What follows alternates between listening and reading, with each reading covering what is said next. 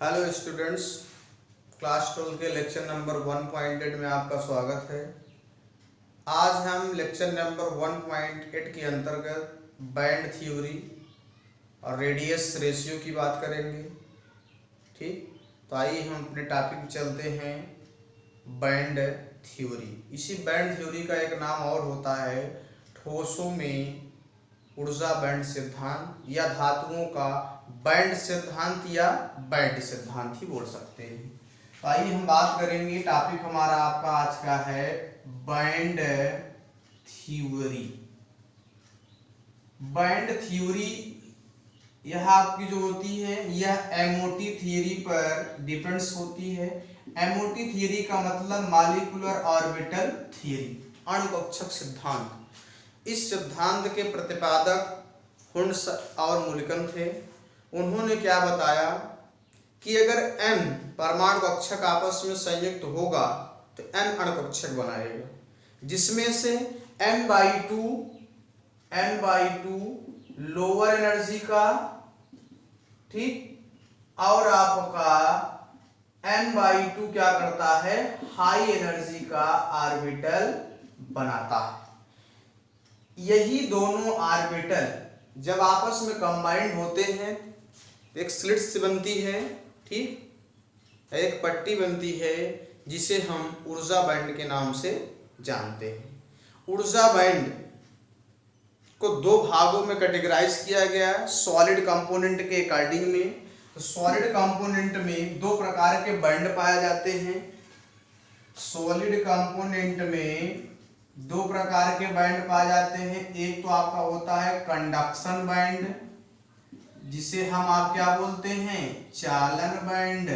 दूसरा आपका होता है वैलेंस बैंड, जिसे बोलते हैं संयोजकता बैंड। पहला क्या है, चालन बैंड। ठीक, आइए एक एक पॉइंट पर एक्सप्लेनेशन करें। सबसे पहला पॉइंट लेंगे हम क्या, कंडक्शन बैंड। ठीक, एक पॉइंट हो जाएगा कंडक्शन बैंड। ये यूपी बोर्ड में कभी कभार एनसीईआरटी के तहत पूछा जाता है। कंडक्शन बैंड, कंडक्शन बैंड, ठीक, किसी पदार्थ के न्यूनतम ऊर्जा वाले भरे हुए बैंड को हम क्या बोलते हैं, कंडक्शन बैंड। ठीक, लिख लीजिए आप, किसी पदार्थ के न्यूनतम ऊर्जा वाले भरे हुए बैंड को, न्यूनतम ऊर्जा वाले भरे हुए बैंड को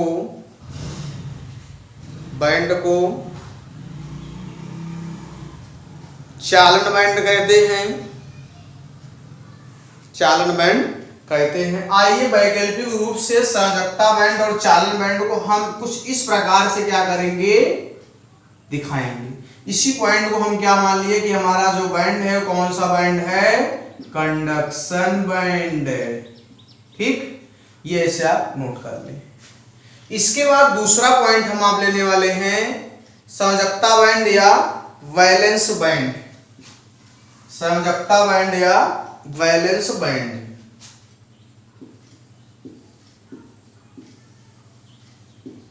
वैलेंस बैंड, अब इसमें क्या होगा, किसी पदार्थ के अधिकतम ऊर्जा वाले भरे हुए बैंड को संयोजकता बैंड कहते हैं। डेफिनेशन नोट कर लें, किसी पदार्थ के अधिकतम ऊर्जा वाले भरे हुए बैंड को संयोजकता बैंड कहते हैं। नोट कर लिए पॉइंट आप। अब इसके बाद नोट में हम आप पॉइंट लिखने वाले हैं, संयोजकता बैंड और चालन बैंड के मध्य कुछ विडन गैप होता है या वर्जित क्षेत्र होता है। ठीक, उसको हम क्या बोलते हैं, ऊर्जा अंतराल। लिख लीजिए आप, संयोजकता बैंड तथा चालन बैंड के मध्य उपस्थित, संयोजकता बैंड तथा चालन बैंड के मध्य उपस्थित ऊर्जा अंतराल को, ऊर्जा अंतराल को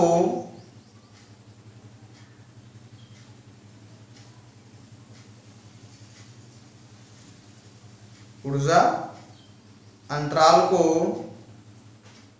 फिर से देखिए, संयोजकता बैंड तथा चालन बैंड के मध्य उपस्थित ऊर्जा अंतराल को वर्जित क्षेत्र कहते हैं,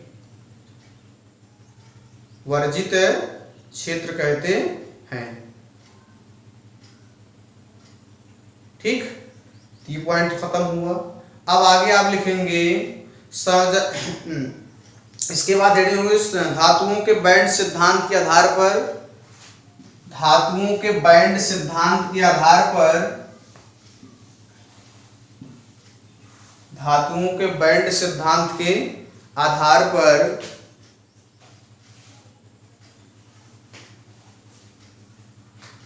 पर सुचालक, अर्धचालक तथा कुचालक की व्याख्या,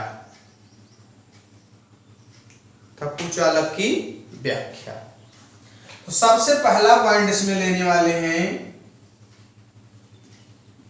कौन सा, कंडक्टर्स। हमारा आपका जो पहला पॉइंट होगा वो क्या हो जाएगा, कंडक्टर्स।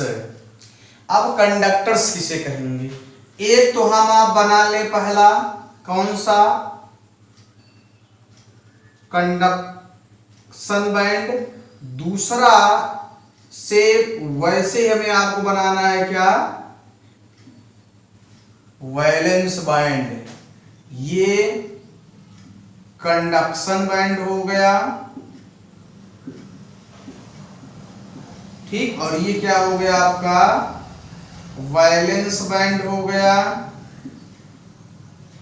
अब देख रहे हैं कंडक्शन बैंड यानी कंडक्शन बैंड और वैलेंस बैंड के बीच कोई ऊर्जा अंतराल है या वर्जित क्षेत्र है, नहीं है, इसको हम क्या बोलेंगे अब, कंडक्टर्स।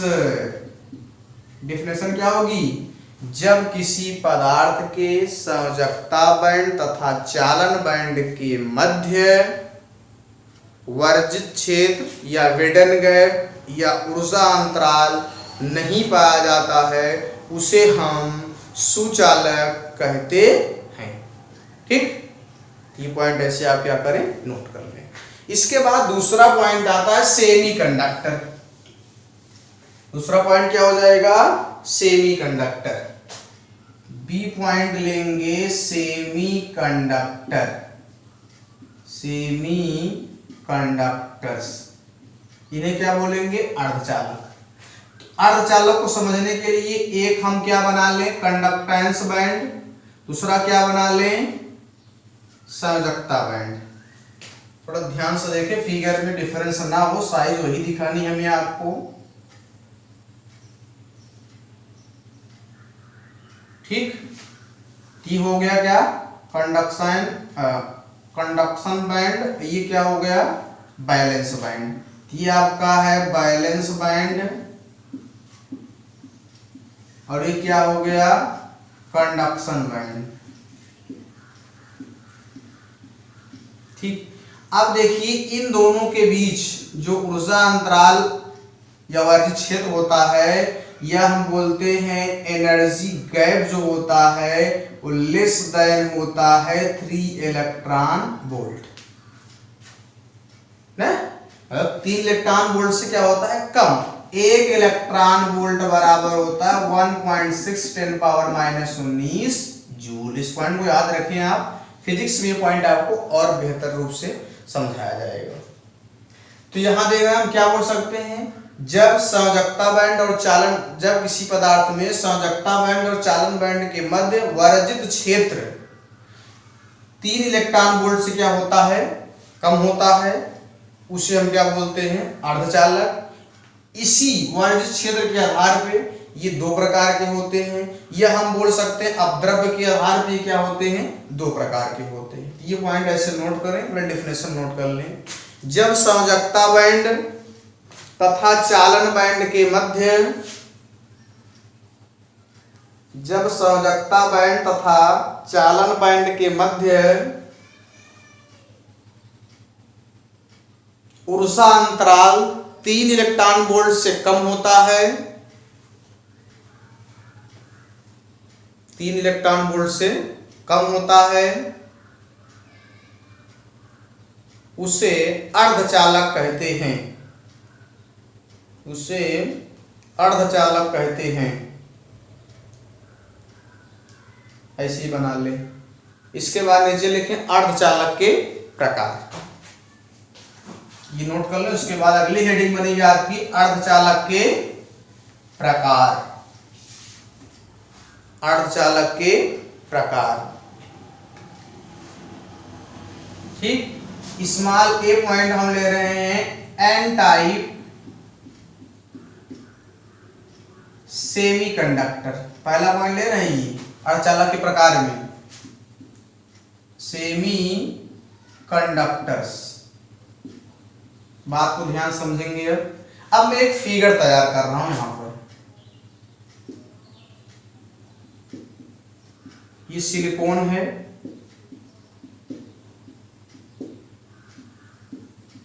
ठीक, ऐसे आप बनाते रहें।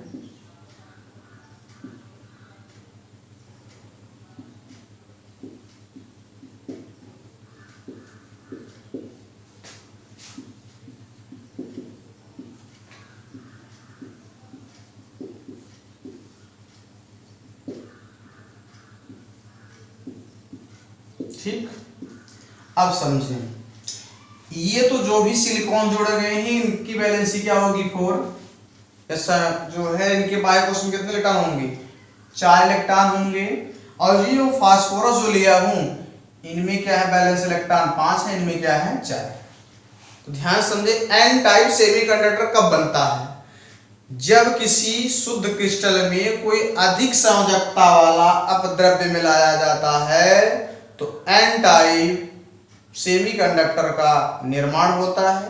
एन टाइप सेमीकंडक्टर में वैद्युत धारा का प्रवाह उसमें उपस्थित मुक्त इलेक्ट्रॉन के कारण होता है, मुक्त इलेक्ट्रॉन के कारण होता है। तो ये बात आपको समझ में आई होगी। यहां देख रहे हैं जो सिलिकॉन है उसके बैलेंस शेल में कितने 4 इलेक्ट्रॉन, इसमें क्या है 5, इसका मतलब अधिक संयोजकता वाला अपद्रव्य मिला रहे हैं। अगर यही मैं एल्युमिनियम मिला दूं फास्फोरस के स्थान पर, ये एन टाइप ना होकर तब पी टाइप सेमीकंडक्टर बन जाएगा। ठीक, पहले इसको लिख लें। जब किसी शुद्ध क्रिस्टल में, जब किसी शुद्ध क्रिस्टल में अधिक संयोजकता वाला अपद्रव्य मिलाया जाता है, अधिक संयोजकता वाला अपद्रव्य मिलाया जाता है तो एन टाइप सेमीकंडक्टर का निर्माण होता है, एन टाइप सेमीकंडक्टर का निर्माण होता है। लाइन चेंज करेंगे। एन टाइप सेमीकंडक्टर में वैद्युत धारा का प्रवाह, एन टाइप सेमीकंडक्टर में वैद्युत धारा का प्रवाह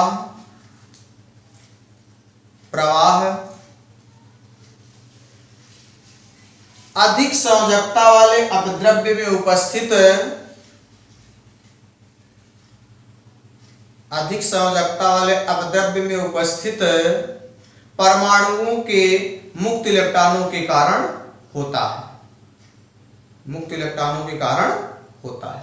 इसको ऐसे आप नोट कर, बहुत इंपॉर्टेंट है ये, फिजिक्स में भी कभी कभार हो जाता है। N type semiconductor, p type semiconductor, note कर लें। अब इसके बाद हम बात करने वाले हैं पी टाइप सेमीकंडक्टर की।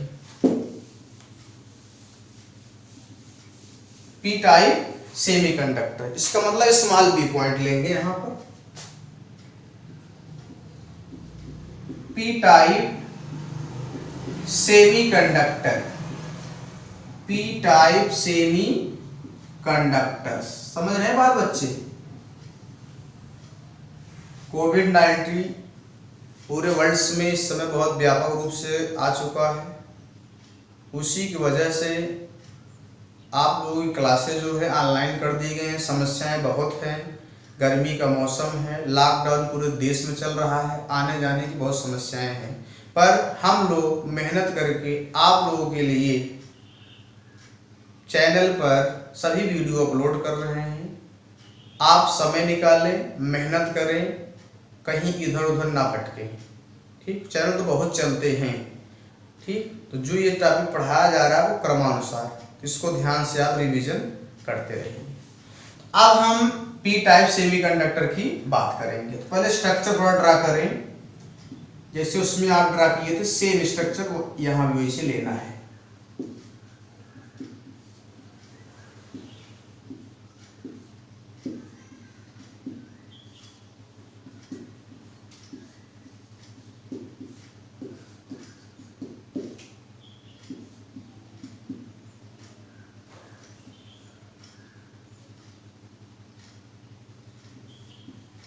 ठीक है, ऐसे बनाते रहिए आप भी।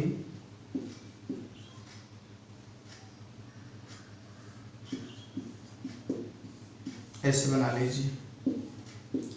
अब इसमें क्या होगा, जब किसी शुद्ध क्रिस्टल में, अब यहां देख रहे हैं इसके वैलेंसी सेल में इलेक्ट्रॉन 4 हैं, इसमें कितने होते हैं, 3 होते हैं।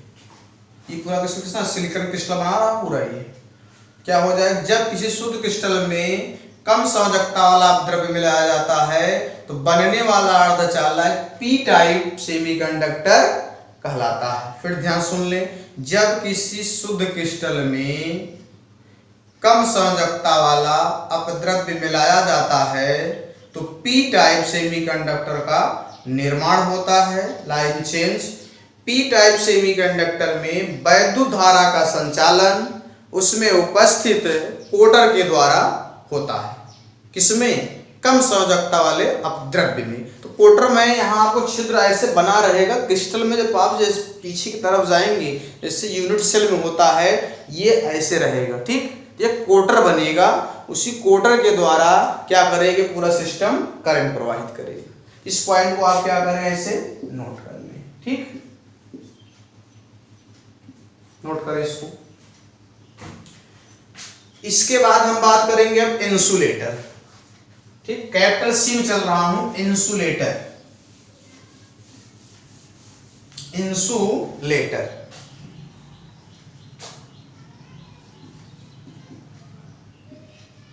इंसुलेटर ध्यान समझें इंसुलेटर के बारे में। अब मैं एक ले रहा हूं कंडक्शन बैंड और दूसरा मैं क्या ले रहा हूं, चालन बैंड। चालन बैंड कंडक्शन बैंड एक ही है। एक तो ले रहा हूं चालन बैंड, दूसरा क्या ले रहे हैं, संयोजकता बैंड। अब यहां वर्जित क्षेत्र के अकॉर्डिंग में हम आप बताएंगे कि सेमीकंडक्टर, इंसुलेटर या कंडक्टर्स। तो जो एनर्जी गैप होता है वह आपका होता है 5 इलेक्ट्रॉन वोल्ट के बराबर या इससे अधिक। दोनों पॉइंट लिख सकते हैं यहां पर। ये हमारा क्या है, कंडक्शन बैंड है। ठीक, और ये वाला क्या है, बैलेंस बैंड है। ये बैलेंस बैंड है और ऊपर वाला आपका क्या है, कंडक्शन बैंड है। तो जब चालक बैंड या चालन बैंड तथा संयोजकता बैंड के मध्य ऊर्जा अंतराल 5 इलेक्ट्रॉन वोल्ट या उससे अधिक हो तो उस पदार्थ को क्या बोलेंगे, इंसुलेटर। ठीक, लिख ले, जब संयोजकता बैंड तथा चालन बैंड के मध्य ऊर्जा अंतराल 5 इलेक्ट्रॉन वोल्ट के बराबर या उससे अधिक पाया जाता है तो पदार्थ कुचालक कहलाता है। पदार्थ कुचालक कहलाता है। ये तो आप नोट ही कर लीजिए। ठीक, ये पॉइंट था आपका क्या, धातुओं के बैंड सिद्धांत के आधार पर आधार तथा, गलत बोल दिए, चालक, अचालक तथा कुचालक की व्याख्या। ठीक, अब इसके बाद हम बात करेंगे त्रिज्य अनुपात की। तो अगला जो पॉइंट होगा, हेडिंग नोट करेंगे, त्रिज्य अनुपात। त्रिज्य अनुपात, त्रिज्य अनुपात, इसको हम इंग्लिश में क्या बोलेंगे, रेडियस रेशियो। Radius ratio. ठीक, इसमें क्या हो जाएगा, r प्लस बाई क्या r माइनस, यही फैक्टर है क्या त्रिज्या अनुपात का। धनायन की त्रिज्या और ऋणायन की त्रिज्या का जो अनुपात होता है वही क्या बोला जाता है, त्रिज्या अनुपात। तो लिख लें आप, यही चीज किसके बराबर लिखी जाएगी, कैपिटल R। लिख लो, आयनिक ठोसों में धनायनों की त्रिज्या तथा आयनिक ठोसों में धनायनों की त्रिज्या तथा ऋणायनों की त्रिज्या का अनुपात, ऋणायनों की त्रिज्या का अनुपात, त्रिज्या का अनुपात त्रिज्य अनुपात कहलाता है, त्रिज्य अनुपात कहलाता है। इसे कैपिटल R द्वारा प्रदर्शित करते हैं, R बराबर R प्लस अपान R माइनस। ये फॉर्मूला नोट कर लें। ठीक, कुछ पॉइंट मैं नोट में लिखा रहा हूं, इसको आप थोड़ा याद रखेंगे। यदि R प्लस अपान R माइनस की वैल्यू आ जाए 0.141, तो ये डायरेक्टली देता है कोऑर्डिनेशन नंबर कितने, 6, ऑक्टाहेड्रल कॉम्प्लेक्स वाइड हो जाएगी यहाँ पर। दूसरा point R plus by R minus यदि आपका आ जाए 0.225, तो ये कोऑर्डिनेशन नंबर कितना दे देगा, 4, तो टेट्राहेड्रल क्या हो जाएगा, वाइड। यदि आपका R plus R minus is equal to a/2 हो, ठीक, इनके आधार पर हम क्या करेंगे, न्यूमेरिकल सॉल्व करेंगे। कोण लंबाई दिया हो, कैटायन से एनायन की रेडियस दिया, दूसरा ऑटोमेटिक क्या करेंगे, निकाल लेंगे। ये पॉइंट आप क्या करें, नोट कर लें इसे। अब कुछ उदाहरण हम बोल रहे हैं, उसको उसके बाद हम आप क्या करेंगे, सॉल्व करेंगे। लिखिए एग्जाम्पल करके, एक आयनिक ठोस फलक केंद्रित घनीय सेल की कुल लंबाई, एक आयनिक ठोस केंद्रित घनीय सेल की कुल लंबाई 508 पिकोमीटर है। यदि धनायन की त्रिज्या, यदि धनायन की त्रिज्या 110 पिकोमीटर है तो ऋणायन की त्रिज्या ज्ञात कीजिए। ऋणायन की त्रिज्या ज्ञात कीजिए। सॉल्यूशन में क्या क्या दिया है, कोर लंबाई कितना 500 दे रहा है आपका 8 पिकोमीटर। ठीक, उसके बाद यहां धनायन की रेडियस दिया है कितना, R plus is equal to 110 picometre. ऋणायन की त्रिज्या हमें आपसे क्या पूछ रहा है, चूंकि हम आप जानते हैं R plus plus R minus बराबर a/2, इसलिए R माइनस बराबर क्या लिख सकते हैं, a/2 माइनस R प्लस। तो R माइनस बराबर क्या आ जाएगा बताओ, 508/2 माइनस 110। तो R माइनस बराबर कितना आ जाएगा, ये तो 2 दूनी 4, 2 पंचे 10, फिर कितना बचा 4, यहाँ 110। R माइनस बराबर आ जाएगा आपका, इसमें घटाओगे कि ये कितना हो जाएगा 144 पिकोमीटर। ठीक, एक बार देख लेंगे कैलकुलेशन, अगर कहीं फॉल्ट हो तो उसको आप सही कर लेंगे। ठीक, ये नोट कर लें ऐसे, ये तो आना चाहिए घटाने के बाद 144 पिकोमीटर। अब जो बातें इस टॉपिक में बची हुई हैं उसे हम अगले लेक्चर में बताएंगे।